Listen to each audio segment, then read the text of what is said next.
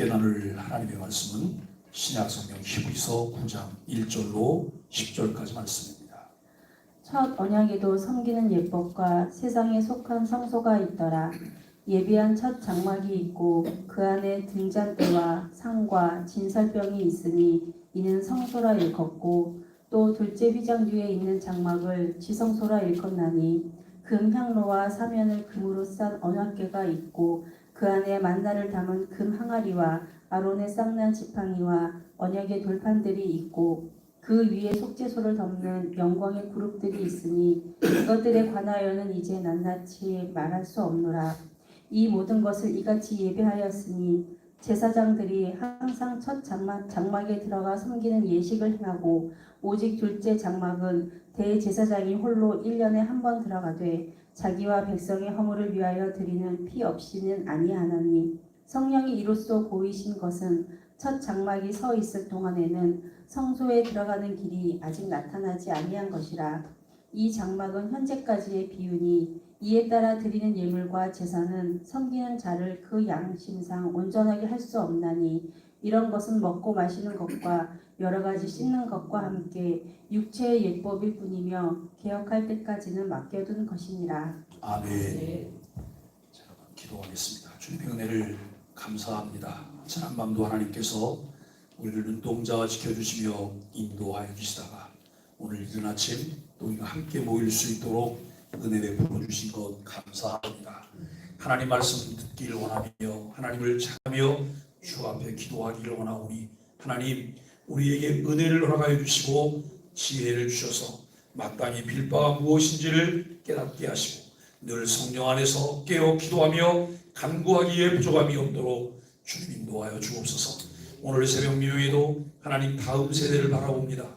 다음 세대 문화사역을 위하여 비전 시작금을 드리는 손길들을 기억하여 주옵소서. 우리 소망의 교회가 하나님 지역사회에서 하나님 아버지 지역사회를 품으며 하나님 아버지 참으로 하나님의 문화가 있는 지역사회로 만들어가기에 부족함이 없도록 주님 인도하여 주옵소서. 이 귀한 일에 힘을 주시고 동력을 주시며 하나님이 함께하여 주시어서 하나님의 선하신 뜻을 온전히 이루어가도록 은총을 베풀어 주옵소서. 말씀을 나눌 때 말씀을 깨닫게 하시며 말씀을 마음에 새기며 그 말씀을 붙잡을 수 있도록 인도하여 주옵소서. 예수님의 이름으로 간절히 기도합니다. 아멘. 함께 인사하겠습니다. 아시레 아시레. 오늘 우리는 옛 언약과 새 언약이라고 하는 주제로 함께 말씀을 나누려고 합니다. 히브리서 아침마다 묵상하시면서 히브리서가 어렵지요? 하나도 어렵지 않으세요? 어려워요. 히브리서가 어려운데 차근차근 공부를 해보면 이게 이거였구나 알고 나면 쉬워요. 우리는 히브리서가 이야기하려고 하는 핵심이 무엇일까? 히브리서가 이야기하려고 하는 핵심은 대제사장 예수 그리스도예요. 그리스도에 대해서 우리에게 말하고 있는데, 그리스도에 대한 믿음을 저버리고 유대교로 돌아가려고 하는 유대인 그리스도인들에게 권면하려고 하는 것이 히브리서를 기록한 첫 번째 목적입니다. 또 그리스도가 왜 무엇하신지를 정립하는 것이 두 번째 목적이고, 세 번째는 예수 그리스도를 주로 믿고 따르는 그리스도인들에게 있어야 될 윤리와 삶의 실천적인 지침, 이게 두 번째, 세 번째 목적이에요. 왜 히브리서를 기록했을까? 히브리서를 통해서 우리에게 무엇을 가르쳐 줄까? 히브리서를 통해 우리는 무엇을 배울 수 있을까? 이것을 아는 것은 대단히 중요하다고 하는 것입니다. 그래서 히브리서는 예수 그리스도와 다른 존재를 비교함으로 예수 그리스도의 탁월함과 우월함을 잘 설명하고 있습니다. 그동안 히브리서를 계속해서 묵상하는 중에 우리는 첫째, 예수님은 천사들보다 우월하다라고 말씀해요. 누구보다 우월하다고요? 천사. 근데 왜 갑자기 천사보다 우월하다는 얘기를 하게 됐을까요? 왜 예수님을 천사들과 비교하죠? 비교하는 이유가 있어요.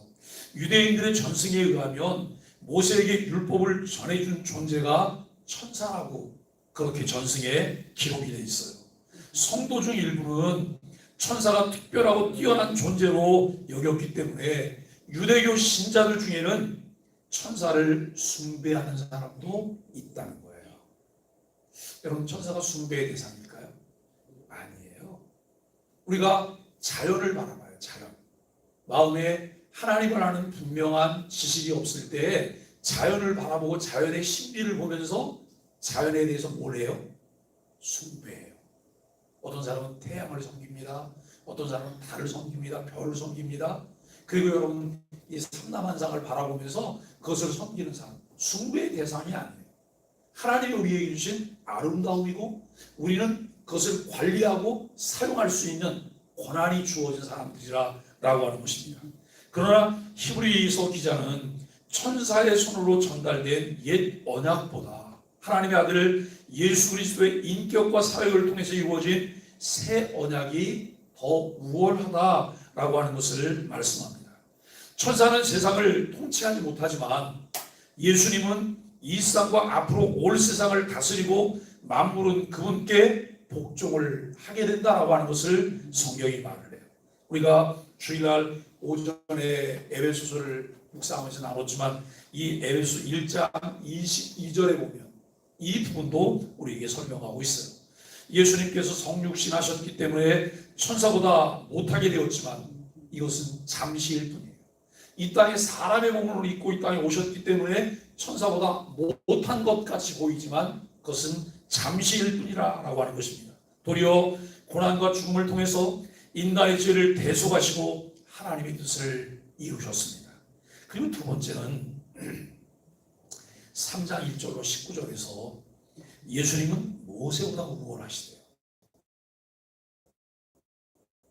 첫 번째는 천사보다 우월하다는 얘기, 천사와 비교를 했어요. 이번에는 모세와 비교를 해요. 모세는 하나님의 뜻을 수행하는 종으로서 이스라엘 백성들에게 율법을 전해줬습니다. 이스라엘 백성들이 중요한 인물 두 사람을 꼽는데요. 그 사람이 누구냐면 첫째는 모세고 두 번째는 다윗이에요.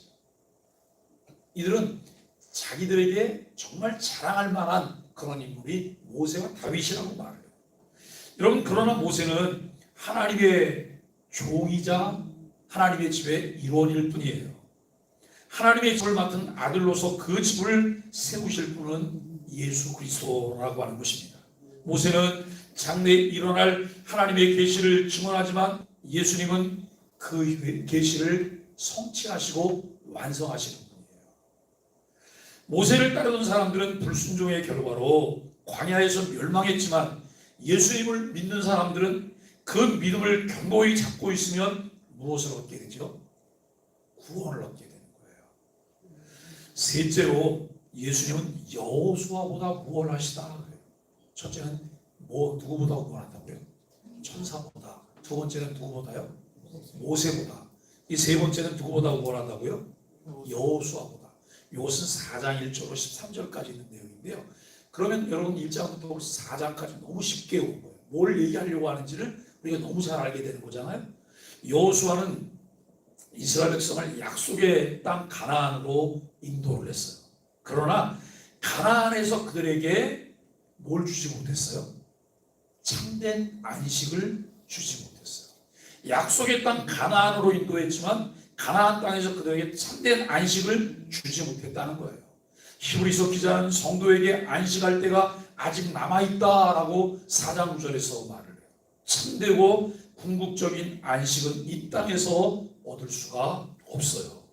안식은 오직 예수님을 통해서 11장 16절에 보면 하늘에 있다고 말을 해요. 성도의 진정한 본향을 우리가 얻게 된다고 말하는데 11장 14절에서 그래요. 우리가 여러분 어디로 돌아가야 되는 거예요? 본향으로 돌아가는 거예요. 돌아갈 우리가 본향이 있다고 하는 것, 이 부분이 얼마나 감사한지 몰라요. 그래서 찬송을 이제 마음이 울적하고 힘들 때 우리가 여러분 혼자서 그 찬송을 불러요. 괴로운 인생길 가는 몸이 편안히 시리고 나중 없네. 그러나 돌아갈 내 고향 하늘나라라고 하는 이 본향에 관한 노래를 하게 돼요. 이 참된 안식은 예수님을 통해서 여러분 우리가 얻게 된다는 거예요.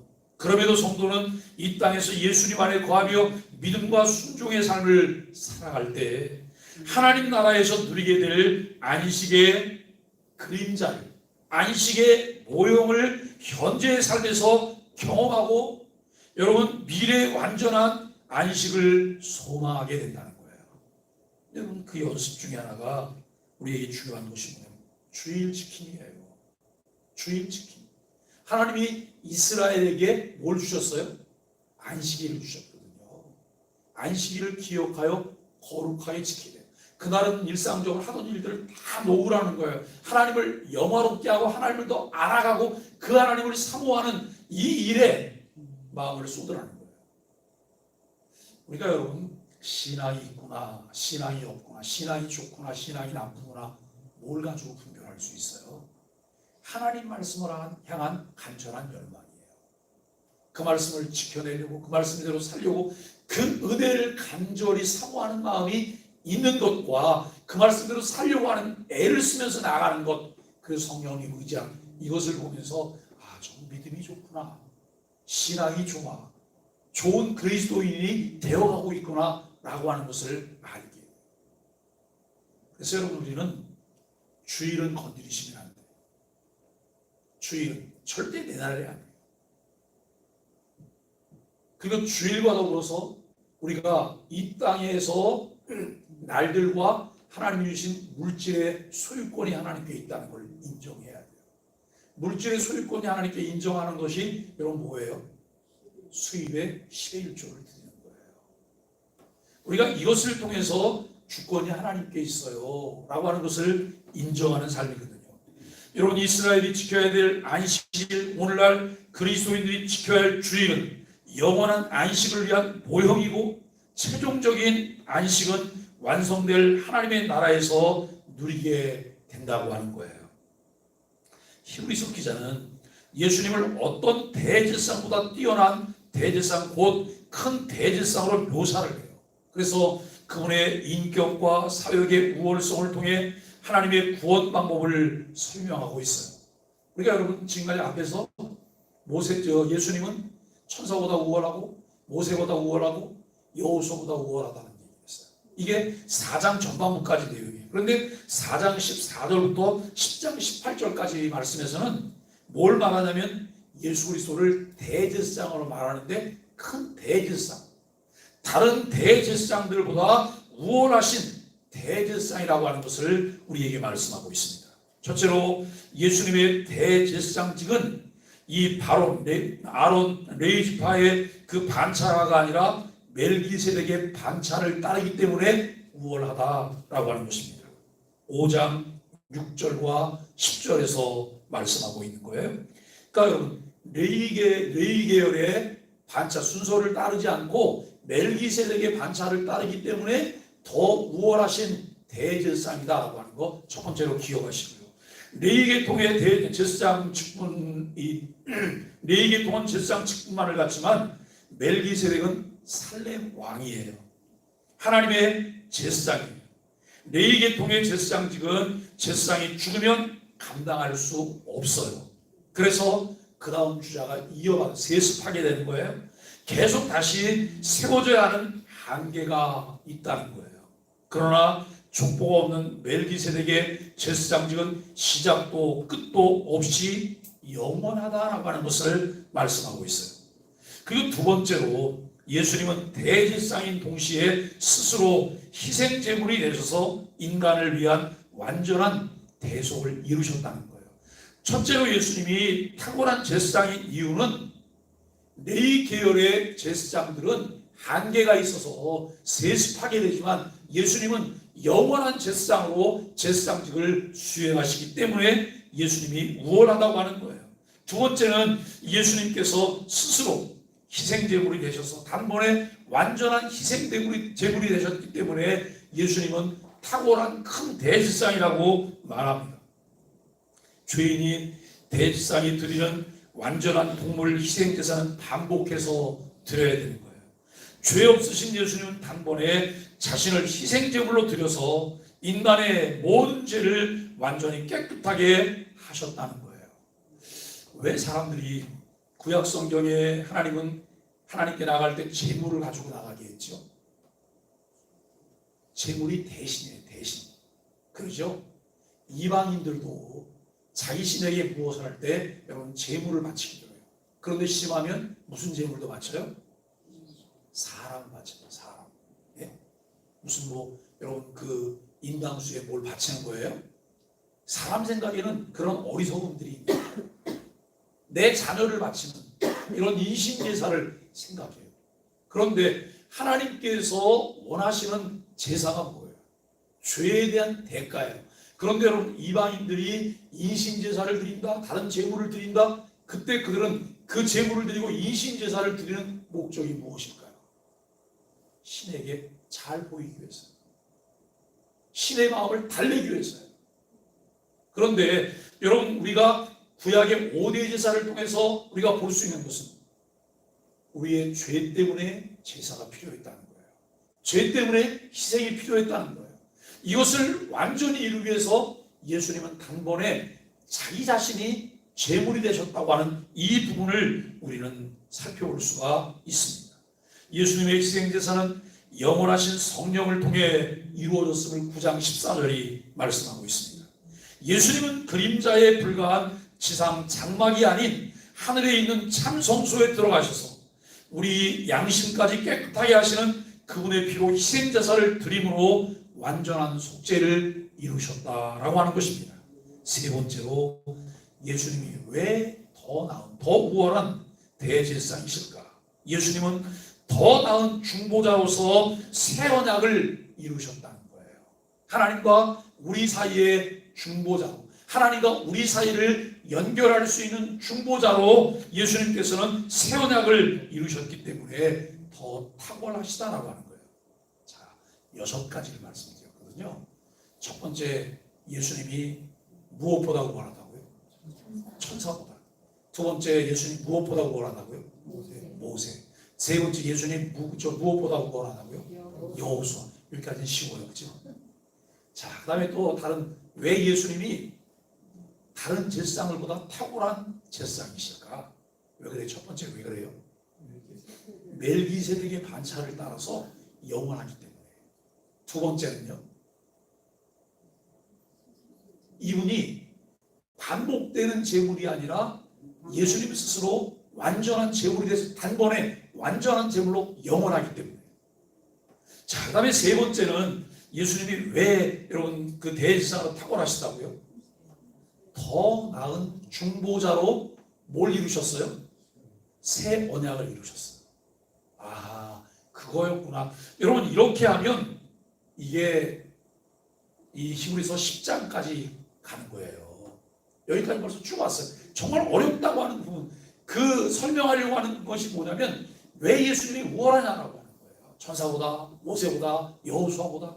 그리고 예수님이 왜 탁월한 큰 대제사장이냐라고 하는 이 부분을 설명하는 내용들을 우리는 알게 돼요. 새 언약은 옛 언약과 달리 돌판이 아닌 어디에 새겼어요? 우리의 마음, 신비에 새겼다라고 말씀합니다. 우리는 새 언약의 중보자 예수 그리스도를 통해서 개개인이 하나님을 알게 되고 우리 죄를 하나님이 기억하지 않으심으로 완전한 용서의 은혜를 누리게 되는 거예요. 이와 같은 그리스도를 통해서 이루어진 일들 때문에 하나님께서 우리 죄를 용서하세요. 기억하지 않으세요.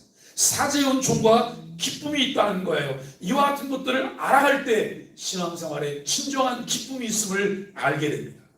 오늘 본문이 말하는 1절부터 7절까지는 옛 언약에 속한 장막을 이야기해요. 옛 언약에 속한 장막. 옛 언약은 새 언약이 출현할 때까지만 필요했어요. 히브리서 기자는 옛 언약 아래 세워진 장막의 구조와 예법에 대해서 설명해요. 이 부분은 이미 우리가 소마의 아침 묵상을 통해서 출애굽기를 공부할 때 여러분 20장 이하에서 율법과 성막에 관한 내용에서 충분히 말씀을 나눴던 부분이에요. 그런데 이 부분을 좀 더 설명하고 있는데요.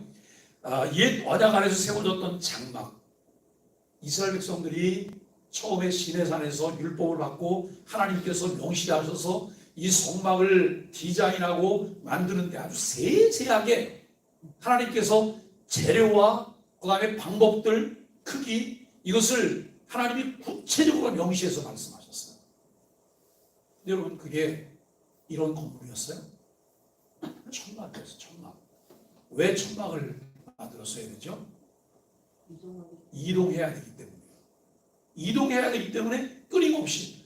근데 저는 그걸 생각하면서 이런 생각을 해봤어요. 야, 저거 이동하려고 하는 것도 만만치 않고 다 겠다가 피는 것도 어려운 일이다. 지금 요즘 텐트처럼 갖다가 휙 던져보면 그냥 펴지는 그런 천막이 아니잖아요. 그런데 이것을 반복해서 하다 보면 사람 마음 가운데 뭘 놓치게 돼요? 하나님께서 처음 주셨던 대로 그것을 하려고 하는 초심을 놓치게 되는 거예요. 그럼에도 불구하고 하나님은 그것을 똑같은 마음으로 한결같이 하기를 원하세요. 신앙생활은 내 감으로 하시면 안 되는 거예요. 신앙생활은 내 느낌으로 하시면 안 되는 것이고, 신앙생활은 내 소견대로 하시면 안 되는 거예요. 신앙생활은 하나님 말씀이 구체적으로 펼쳐놓고 알려주신 대로 우리가 그 일을 해가는 것이 신앙생활이다라고 하는 거예요. 여러분, 장막은 등잔대와 상과 진설병이 배치되어 있는 성소와 금으로 쌓인 언약궤가 있는 지성소로 구분이 되는 거예요. 우리가 성전 밖에 뜰이 있어요. 성전 안으로 들어오면 성소가 있고, 그리고 성소 안쪽에 뭐가 있어요? 지성소가 있어요. 언약궤 안에는 만나를 담은 항아리, 그리고 여러분 또 뭐가 있어요? 아론의 쌍난 지팡이, 언약의 두 돌판이 있고, 언약궤 위에는 속죄소를 호위하는 영광의 그룹들이 있어요. 이 언약궤가 있어요. 그리고 언약궤 위에는 이제 여러분 그 속죄소를 호위하는 영광의 그룹은 천사들의 모양을 만들어 놓은 거예요. 이것은 상징성이잖아요. 그리고 그 지성소라고 하는 것은 하나님의 임재를 상징하고 있는 거예요. 임재를. 성소에서 매일 희생제사와 두 번에 걸친 분향이 이루어져요. 어디에서요? 성소에서. 이 일이 이루어지는 거예요. 지성소는 대제사장이 1년에 한 번 대속죄일에만 자신과 백성의 대를 속하기 위해서 제물의 피를 갖고 들어가요. 옛 언약 아래 세워진 성소와 제사는 비유이자 예표로 새 언약이신 예수 그리스도가 오실 때까지만 그 역할이 유효했다는 거예요. 8절 10절에는 개혁의 때를 기다리고 있는 모습을 보게 돼요. 여기서 기자는 옛 언약 아래 세워진 성소와 제사가 하나님께 나아가는 완전한 길을 제공하지 못한다는 것을 성령을 통해 말씀하세요. 1년에 단 한 번 대속죄일에 허락된 그 길도 예수님을 통해서만 하나님께 직접 나갈 수 있는 새 언약의 예표일 뿐이다 라고 하는 거예요. 옛 제사는 대제사장과 백성에게 완전한 속죄를 주지 못하기 때문에 양심을 온전하게 하는데 불충분했습니다. 율법 제도는 단지 먹고 마심과 육신의 정교를 위한 법규에 지나지 않았습니다. 옛 제사법은 예수님이 십자가로 성취하신 새 언약으로 개혁될 때까지만 잠시 맡겨두신 거예요. 성도는 옛 언약의 불완전한 성소와 제사를 완성하신 예수님을 생명의 구주로 믿는 사람들이에요. 우리가 여러분 얼마나 대단한가 생각해 보세요. 이스라엘 백성들이 지성소에 들어갈 수 있었어요? 대제사장만 1년에 한 번 들어가는 거예요. 네? 성소에서 매일 반복되는 제사를 드리고, 여러분 하루에 2번 분향하지만 그것은 누구의 역할이에요? 그건 제사장들의 역할이에요. 그런데 우리는 하나님의 보좌 앞에 나가기를 원할 때 언제든지 나가실 수 있어요, 없어요? 잘 보세요. 목사님, 하나님 보좌가 어디 있는데요? 우리가 여러분 교회 오시면 그 불교를 믿다가 교회 처음 나오시면 아주 극진하게 불교를 믿는 분들이 교회를 나오시면 그분들에게 여러분 이게 달라져요. 그분은 절에 갈 때 뭘 하고 가세요? 목욕제기하고 하시는 거예요. 목욕제기하고 깨끗하게 새벽까지 나가서 정한수를 떠나고, 그분들은 교회 올 때 목욕하고 나오세요. 목욕제기 하시고, 그리고 교회 오면 맨 앞에 강대상 앞에 와갖고, 이분들이 신만 바뀐 거예요. 예? 부처를 믿다가 이제는 하나님을 믿는 걸로 바뀐 거예요. 근데 이분들이 어떻게 해야 되는지를 모르시는 거예요. 이걸 보고 비난할 필요는 없어요. 왜요? 아직 깨닫지 못했기 때문이니까. 그것은 교회가 친절하게 잘 가르쳐 줘야 되는 거예요. 그런데 우리가 여러분 예배당 안에, 여기가 지성소예요? 여기 지성소 아니거든요. 왜 지성소가 아닌지 나중에 또 이것도 설명하게 될 거예요. 오늘 우리가 하나님의 그 은혜의 보좌 앞에 나가는 것은, 하나님의 은혜의 보좌는 하늘나라에 있잖아. 그런데 우리 안에, 내 마음에 이미 성령님이 와 계신단 말이에요. 그렇다면 내 마음이 성전이에요. 우리가 여러분 기도할 때 조심해야 될 것 두 가지가 있어요. 교회를 제단이라고 말해요. 이 강대상을 제단이라고, 제단이 맞나요? 아니에요. 그냥 강단이에요. 그리고 여러분, 이 건물이 성전이 맞아요? 성전이라고 하는 말을 사용하는 것은 아직 이 부분에 대한 이해가 충분하지 않거나 과거에 사용하던 언어 습관이 남아있기 때문에 그래요. 그런데 적어도 우리가 여러분 리폼드 처치라고 하는 개혁교회를 다니고 있는 우리는 그 용어 자체가 바뀌어야 돼요. 예배당. 성전은 어디예요? 성전은 내 마음이 성전이고 예수님이 성전이에요. 그리고 제단이라고 하는 말은 사용, 이게 이제 순복음교회 분들이 이 이야기들을 잘 써요. 왜냐하면 늘 많이 들었기 때문에요. 오늘 우리는 이 부분을 보면서 내가 언제든지 하나님 앞에 담대히 나갈 수 있어요. 하나님의 보좌 앞에. 그래서 이번 주 새벽기도 특세 여러분 주제가 뭐예요? 참마음과 온전한 믿음. 이게 금요일날 설교 제목이에요. 참마음과 온전한 마음으로, 이제 온전한 믿음으로 우리가 나가게 되는 거예요. 개혁이라고 하는 말은 본래 정상적인 상태로 회복하는 것을 의미해요. 십자가를 통해 하늘 지성소로 들어가는 것이 성도를 온전하게 하는 개혁된 예법입니다. 죄를 해결하지 않고는 누구도 지성소에 들어갈 수 없어요. 그렇기 때문에 1년에 한 번 대속죄일에 대제사장이 지성소에 들어갈 때 그분도 뭘 하세요?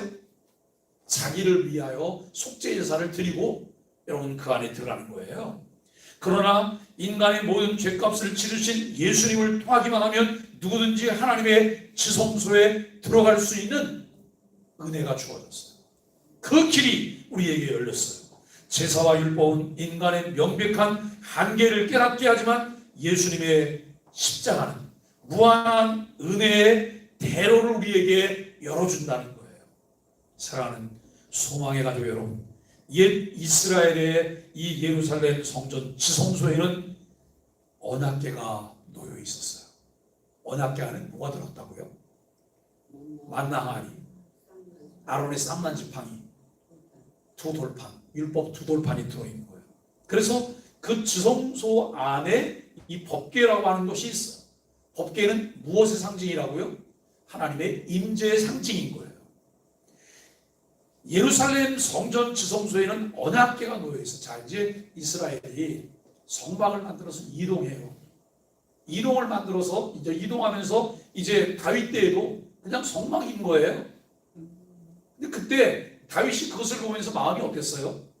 마음이 안 좋았어요. 왜냐하면 자기가 살던 거는 백향목으로 아름답게 잘 지었는데 성전은 그렇게 된 거잖아요. 그래서 하나님께, 하나님 성전을 지키게 해주세요. 저는 다윗의 위대한 점이 이런 점들이라고 생각해요. 그런데 하나님이 너 안 돼. 너에게 그를 맡기지 않을 거야. 근데 여러분, 다윗은 하나님께서 노했을 때 부득부득 우기면서 자기가 그 일을 하지 않아요. 왜요? 성경이 말씀하신 데까지가 우리가 가야 될 길이잖아요. 그런데 솔로몬 때 성전을 짓잖아요.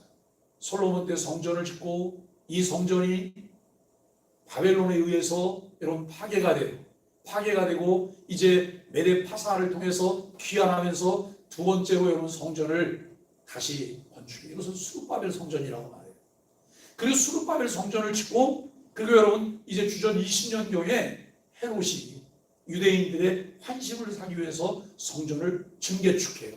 46년에 걸쳐서 이것을 세 번째 헤롯 성전이라고 말을 해요. 제가 왜 이 말씀을 드린 조금 뒤에 이제 이걸 좀 설명하기 위한 거예요. 근데 여러분 그 법궤가 있고 법궤 위에는 이 궤의 뚜껑을 하나님의 보좌라고 말을 해요. 하나님의 보좌, 어자라고 말하는데 그곳에서 하나님의 죄 용서와 자비가 베풀어진다고 해서 여러분 그곳을 자비석이라고 말하기도 하고 시은소나 시은자라고 부르기도 해요. 우리가 찬송 중에 보면 여러분 시은소라고 하는 노랫말이 들어있는 그런 찬송도 있어요. 그리고 레위기 16장의 율법에 따라서 1년에 한 번 대속죄의 날에 대제사장이 지성소에 들어가서 언약궤와 그 주위에 희생 제물의 피를 뿌림으로써 이스라엘 백성이 지난 한 해 1년 동안 지은 죄를 씻김받고 하나님께 용서를 받는다고 하는 의미예요. 그러나 주전 6세기 초에 어떤 일이 벌어지냐면 바벨론이 침공해요. 그때 뭐가 파괴돼요? 성전이 파괴돼요. 성전이 파괴되면서 잃어버린 것이 있어요. 그게 뭘까요? 법궤요. 법궤를 잃어버렸어요. 많은 유대인들이 포로로 이 노예로 이 바벨론으로 끌려갔어요. 그리고 약 50년 후에 페르시아의 왕인 고레스가 유대인들을 해방하면서 유대 땅으로 돌아가 성전을 새로 건축하게 됐어요. 그 두 번째 성전인 수룹바벨 성전에 여러분 성소도 있고 지성소도 있지만 뭐가 없어요? 법궤가 없어요. 뭐가 떠난 거예요? 하나님의 영광이 떠난 거예요. 우리가 여러분 사무엘상을 묵상하면서 엘리 제사장 집안에 아이가 태어났을 때 여러분 이름을 뭐라고 줬어요? 이가봇이요. 이 이가봇이라는 말이 무슨 말이에요? 하나님의 영광이 떠났다는 거잖아요. 그들이 귀환해서 여러분 다시 성전을 건축했지만 그곳에 하나님이 계시지 않아요. 하나님의 영광이 떠났어요. 이것은 회복이 필요한 것을 의미하기도 해요. 그리고 이제 여러분 지성소를 통해서 우리에게 보여주시려고 하는 하나님의 임재라고 하는 것을 대체할 오실 메시아에 대한 갈망을 우리에게 말하는 것이기도 하다라고 하는 것을 우리는 생각하게 돼요. 그리고 여러분 그 후에 주전 20년경에 헤롯 왕이 크고 화려하게 증축한 성전의 지성소에도 뭐가 없었어요? 이 법궤가, 증거궤가, 언약궤가 없었다는 거예요. 그래도 이들은 주 70년 그 성전이 로마 군대에 의해서 완전히 파괴되기까지 유대인들은 성전의 지성소에 언약궤가 있는 것으로 간주하고, 언약궤가 있는 것으로 뭐하고요? 간주하고 레위기 16장의 율법에 따라서 매년 속죄의 날에 속죄의 제사를 드리는 관행을 계속 했다는 거예요. 하나님 받으시지도 않아요. 그죠? 이미 대체자인 예수 그리스도가 오셨어요. 그럼에도 불구하고 그것을 알지 못하고 인정하지 않고 자기네 예법대로 그냥 간주하면서 하는 거예요. 우리 신앙생활을 한번 살펴보세요. 혹시 내가 관행과 관습에 따라서 성경이 말하는 것과 관계없이 무엇을 고집하며 하고 있는 것은 우리에게 없을까? 왜 여러분 개혁된 교회일까요? 왜 개혁하는 교회일까요? 매일매일 성경을 통해 새로워지는 거예요. 이 개혁이라고 하는 것은 새 것을 찾는 것이 아니에요. 본래 하나님이 주신 하나님의 법으로 돌아가는 거예요. 이 일을 위해서 우리가 기도하며 나아가야 된다라고 하는 것이죠. 바울이나 히브리서의 기자는 구약의 이 속죄 제사를 통한 속죄를 예수 그리스도의 십자가에서 완성될 종말론적 구원의 모형 또는 그림자로 보았습니다. 따라서 그는 예수 그리스도의 십자가에서의 대속적 죽음을 구약의 속죄 제사 그림으로 설명해요. 그러니까 여러분 예수 그리스도의 십자가를 설명하기 위해서 이 제사 제도와 성막 제도를 다 펼치는 거예요. 율법을 다 펼쳐놔요. 그리고 나서 예수 그리스도의 십자가를 설명하는 거예요. 우리가 그리스도의 십자가의 구속 사역을 이해하기 위해서 우리에게 필요한 게 뭘까요? 구약의 베이스인 거예요. 이 구약의 배경을 누구보다 잘 가지고 있는 사람들이 유대인 그리스도인들이잖아. 그런데 신앙생활하다 어려움이 생기니까 이들이 어디로 돌아가려고 해요? 과거로 돌아가려고 해요. 그리스도 이전으로 돌아가려고 하는 거예요. 그들을 향해서 히브리서는 너희들이 이와 같이 가지고 있는 배경이 이것은 모형이고 원형은 예수 그리스도다 라고 하는 것을 설명하고 있다는 거예요. 여러분, 그래서 제사에는 두 가지 기능이 있습니다. 하나는 죄를 씻거나 덮어버리는 거예요. 또 하나는 우리 죄에 대한 하나님의 진노를 품어버리는 거예요. 이러한 설명들은 예수님 자신의 죽음에 대한 원래 가르침을 충실히 반영한 것입니다. 히브리서 기자는 장막의 한시적인 기능을 설명하면서 예수님이 오신 것이 얼마나 복된 일인가라고 하는 것을 강조하고 있어요. 그런데 그 오신 예수님의 오신 것이 얼마나 복된 일인가라고 하는 것을 우리가 배우고 있고 그것을 믿고 있고 전체를 다 보고 있는 우리는 얼마나 감격 속에 살아가야 될까라고 하는 거예요. 자, 오늘 여러분 제가 아주 주먹주먹 설명을 했는데요. 좀 이따 시험 볼까요? 6가지만. 근데 6가지 시험 받으면 별로 그렇게 어렵지는 않을 것 같아요. 그냥 다 이제는 적을만 하지 않을까요? 우리가 여러분 이 부분을 보면서 이제 말씀을 맺는데요. 아무리 거룩한 의식으로도 죄인이 온전해질 수 없어요. 주 70년 예루살렘 성전이 멸망할 때 파괴되기 전까지 그들이 이 관습에 따라서 매년 대속죄에 들어가서 이 법궤도 없는 지성소에 들어가서 의식을 해갈 때 얼마나 간절했겠어요. 지금도요. 예루살렘 가잖아요. 황금돔이 있어요. 황금돔에 들어가면 거기서 이제 돌아가면서 이 예배도 드리고 제사도 하고 해요. 이슬람도 들어오고요. 그 다음에 유대교도 들어오고 기독교도 들어오는데 정교회도 들어오고 여러분 다 들어와요. 가톨릭도 들어오고. 그래서 가면 아주 저는 머리가 아파서 견딜 수가 없어요. 거기 가면. 왜요? 향 냄새가 너무 많이 나서. 향불을 피워놓고 촛불을 피워놓고 다 해. 정말 거룩한 척하면서 다 잘해요. 이거 흔들어 가면서. 그런데 거기에 누가 안 계신 거예요? 예수 그리스도가 없잖아. 예수 그리스도가 없는데 아무리 거룩한 척하면서 그것을 한들 죄인이 온전해질 수 없다는 거예요. 오직 주님만이 우리를 온전하게 하세요. 주님의 보혈을 의지해 은혜의 보좌 앞에 담대히 나아가는 소망의 가족들이 되시기를 예수 그리스도 이름으로 간절히 축복합니다. 오늘은 이걸 구체적으로 설명하느라고 좀 길게 설명했고 우리 아침 소망의 아침 기도 함께 하겠습니다.